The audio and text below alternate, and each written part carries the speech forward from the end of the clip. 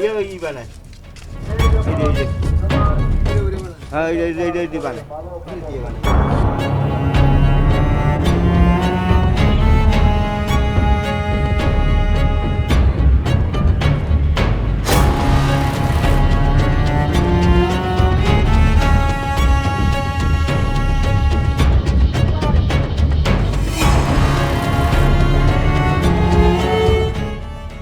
কাকাটি আমাদের কাছে আসেন এবং উনি যেমনটি বলছিলেন যে ওনার গ্যারেজে প্রকাশ্যে দিবালোকে এখানে মাদক সেবন করে এবং যারা মাদক সেবন করে তারা একদমই ছোট থেকেই কিন্তু মাদক সেবন করে, সেটি উনি নিজে আমাদেরকে ডেকে নিয়ে এসে ওনার গ্যারেজে আমাদেরকে সেই ভয়াবহ যে চিত্রটি, মাদকের সেবনের যে দৃশ্যর চিত্রটি সেটি উনি দেখাচ্ছিলেন।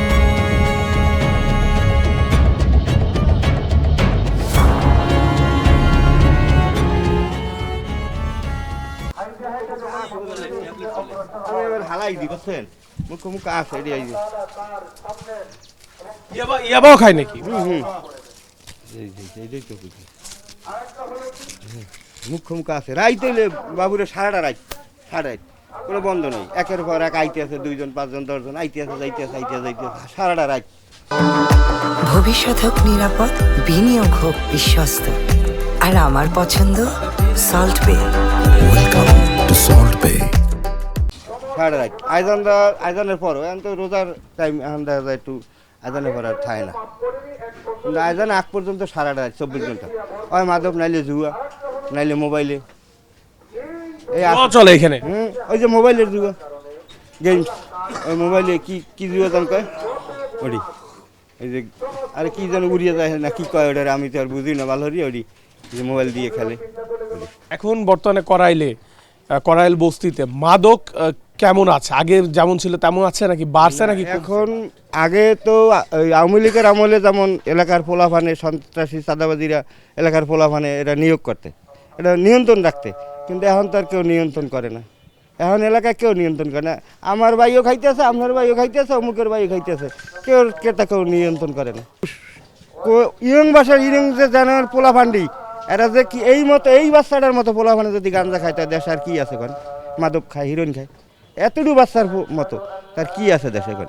এখন তো নতুন সরকার এসেছে, বিএনপির সরকার এসেছে, তারেক রহমান প্রধানমন্ত্রী হয়েছে, নতুন সরকারের কাছে আপনারা কি প্রত্যাশা করছেন? আমরা এই মাদক, দেশের সন্ত্রাসী চাঁদাবাজি, গরিব মানুষ শান্তিতে থাকতে পারি এবং সরকার যাতে এইটা নিয়ন্ত্রণ করে, এইটাই আমাকে দ্বারে প্রত্যাশা এবং তারেক রহমানের দ্বারে প্রত্যাশা। এখানে মাদক বিক্রি করে কি? করাইল বস্তিতে মাদক বিক্রি করে অনেক লোকই, এটার কোনো নাম দিয়ে আমি পারবো না, নাম আমি জানিও না সঠিক, কোথা থেকে ওই তেজগাঁও থেকে আনে, মধ্যে আনে বই খায়। করাইল বস্তিতে এই আপনার বিশেষ করে গ্যারেজে যারা খায় কোন মাদকটা সবথেকে বেশি? এখানে সবচেয়ে বেশি হলো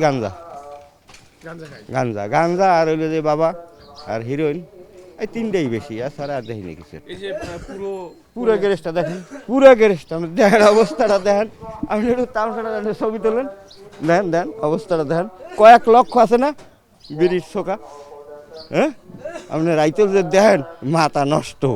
কি করবো এই আশেপাশে তো বাসা বাড়ি, আমরা বাসা বাড়ি যে বাচ্চা কাচ্চা লই থাই, এরা কইলে কয় আমরা একটু গাঁজা শেখাই, একটু মাদক শেখাই, তোমার কি ক্ষতি করি?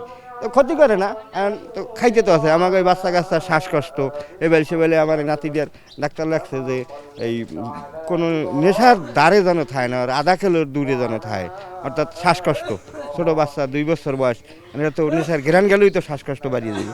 আমি কী করবো, আমি তো আর বাড়ি গের তুই যারা নেশা করে এদের বয়স কেমন হবে? বয়স 12 হইতে মনে করেন 18-20, 12 হইতে 18, একদম ছোট থেকে এই 10-12 বছরের, 12 হইতে 18-20-25, এই 25ও আছে, কিছু 25ও আছে, বুড়ো মানুষ 25ও আছে, কিন্তু 12 হইতে 10 হইতে 12, নিম্নে 10-25 এর ভিতরে ফলাফান্ডি এই অবস্থা হয়েছে।